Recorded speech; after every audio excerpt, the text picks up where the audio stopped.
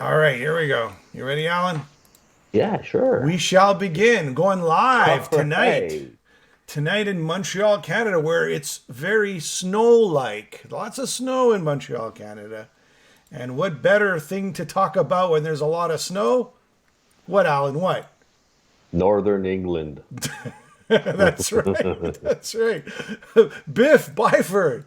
He's School of Hard Knocks. School of Hard Knocks. I guess this would be his first solo album that I'm That's aware what they of. say. They say, but are they not all his solo albums? I mean, everything Saxon does, no? No, no, there's huge contributions by everybody else in the band. Yeah, Kidding. yeah, yeah. Kidding. Let's give it on. I'll let you start. What do you want to get right into it, or? No, I mean, I think it's okay. Let's Go just ahead. sort of talk about Biff. Lately he had some heart issues, right? He had to take some time off from the band. It was an operation. He was He recording. was The album recording. was about to come out, and he fell sick. And Yeah, and hey, and and and here we go. And I guess there was some sort of delays with his solo album, and I guess everything's been delayed with Saxon with his solo album. But the good news is he's feeling great, and yes. his new album is out on February 21st on Silver Lining Music. They're even And talking about possible small tour behind this as well. yes, good point. A speaking a word. What do they call it? Yeah, A speaking spoken tour, word, I spoken guess, or word. a meet and greet with the audience, an interaction, a conversation with the audience, with a pipe and a nice leather chair, and then afterwards play some songs off the album, and possibly end with some Saxon songs. I mean, that's the goal, and he's got to work through all the details, but that's what he's aiming for. So. Of course, Biff has the distinguished honor of being the first celebrity that we ever Yes, interviewed yes, here, the yes, Metal Voice. yes. So Biff's always got a special place in our hearts here at the Metal Voice. Yep, yep, yep.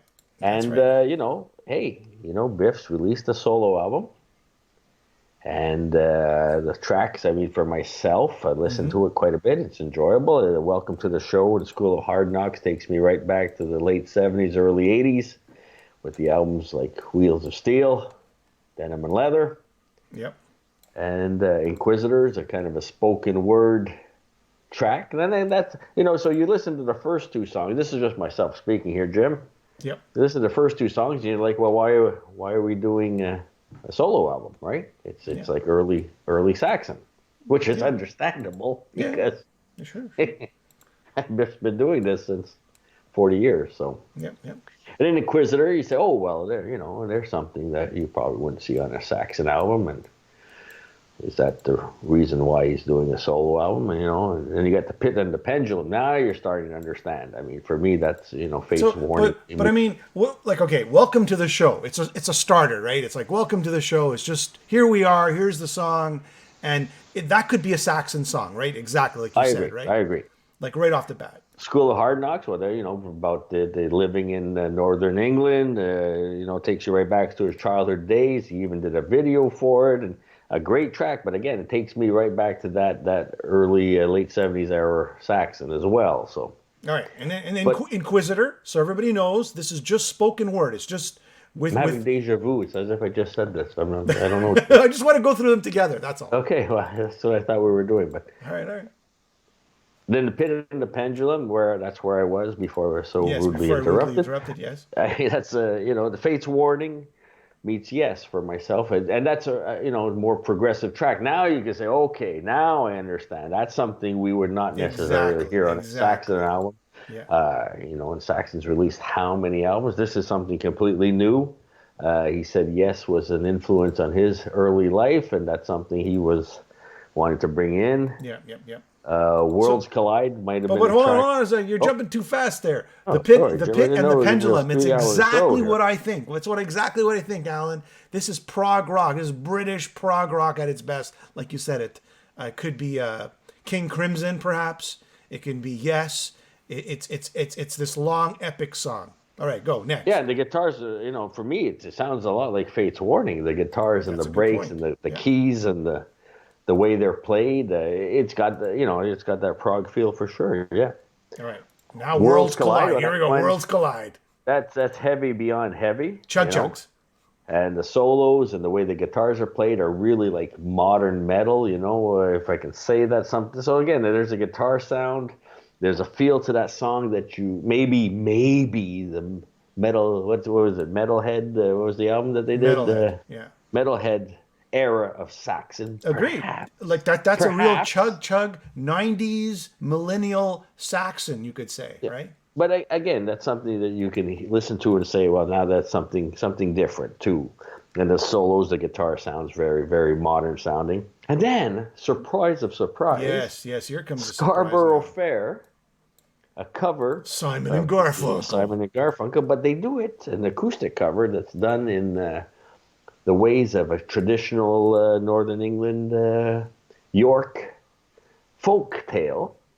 So they put a new twist on that. But again, there's this song, and there's also a Throw Down the Sword, which is a Wishbone Ash cover. Yep.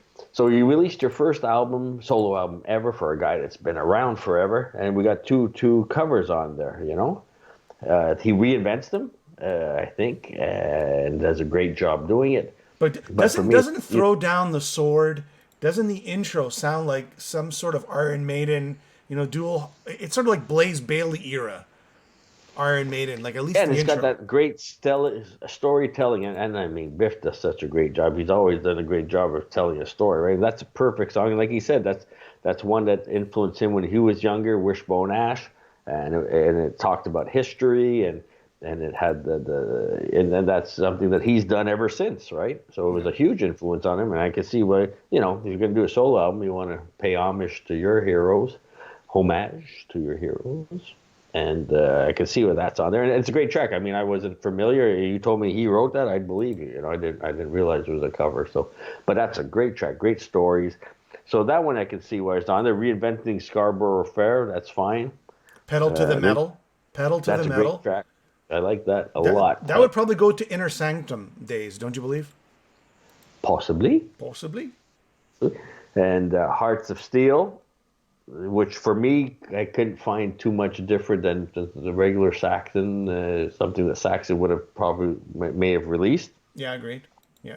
Very Throw down the Saxonish. Throw down the sword we spoke about. Then Me and You, which Oh, is wait a second. a Now ballad. things are changing gears here. Right now, this. Ballad. But again, Jim, Saxon. I mean, Northern Lady, off of Rock the Nations. I'll Do It All for You, off of Crusader. I mean, they should do it. They should, like the Scorpions just did, right? A few years ago, it's released all the ballads, Saxon ballads, because they've got incredible ballads. And this for me, this could have been on a Saxon album as well. They've always put a great ballad on a lot of their albums. But Me and You, this is No, a this is really good. acoustic. This is super Yeah, acoustic, though. And yeah. and it's about his wife. I would assume it's about his wife, right? I guess this is a little more personal. It's about his British roots. His album about his wife. It's more personal. Something where he doesn't really touch upon in Saxon songs. He looks more outside in the Saxon songs, and this album is more inside. There you go. Well, I mean, it's a great track, a fantastic track. Yeah, I It's agree. It's probably my one of the best favorite. tracks. And And then Black and White closes it out. So I don't have any recollections of that song, unfortunately. it's got like some sort of guitar flanger intro, a mid pace, kind of sometimes even reminds me of Rush, and it's got this dual harmonies going on in the verse. It could have been off a Saxon album, or maybe it's a little more of a stretch into a solo album. So what you have on this, on his what you have on this album here is you have a few Saxon-ish songs, a few songs that wouldn't necessarily be on Saxon, and yeah, it's a solo album. That's what it is. And you got, getting guest appearance of Nibs Carter. I mean, that definitely contributes to. I'm not sure what songs he played on it, but obviously, if you got Nibs playing, it's going to have a certain Saxon feel to it. But you got Phil Campbell also from Motorhead, ex Motorhead, playing as a guest appearances as well. So, but for me, at the end of the day, it's like maybe Lips from Anvil doing a solo album, or Lemmy from Motorhead doing a solo album, right? I mean, I don't want to take anything away from Nigel or Paul or the other guys in the band that have been with him forever. I mean, but Biff, Biff's the face of Saxon, right? And I would think one of the main composers. So at this stage of his career, to release a solo album as thoroughly enjoyable as it is, I mean, he's probably had the freedom to do whatever he's wanted over the years with all, unless he hasn't, right? Unless the fans have pigeonholed him so much, Jim, into the Saxon model that he's had to break out. Now, Scarborough Fair, I mean, that's one that we would probably never hear on a Saxon album. You know, they did do an acoustic album after Call to Arms, I believe. Yeah. Is there, I'm mistaking them with Halloween, perhaps? That was Halloween. I think that was Halloween. Yeah. But again, he's got carte blanche to do whatever he wants with Saxon, I would think. But maybe that's not the case at all. And that's why we have this great album that's called School of Hard Knocks. Yeah. Well, I agree with you, man. This is a little bit of a departure, sort of like a little bit of a break from Saxon, as the band is gearing up for their next album, as they've spoken to us about this, slowly churning it out. But it's a nice little postcard from Biff. How's that? Yeah, and I mean, more importantly, we wish him all the best health, a great recovery, that get strength, that he can do this little tour, this conversation, this question and answer period with the crowd, and then come out and play some songs. And that's what's most important. Is Biff is in good health to do that. Speaking of that, if I can just slide that in, I saw that you had announced that Steve Grimmett and Grim Reaper will be touring North America at the fall. Grimmett, again, great to see that Steve is also out there with his past health problems, and he's still out there touring and performing, which is great to see and great to hear. Looking forward to seeing him in September. No, there you pretty much have it. Biff Byford, his solo album, School of Hard Knocks, coming out February 21st, Silver Lining Music.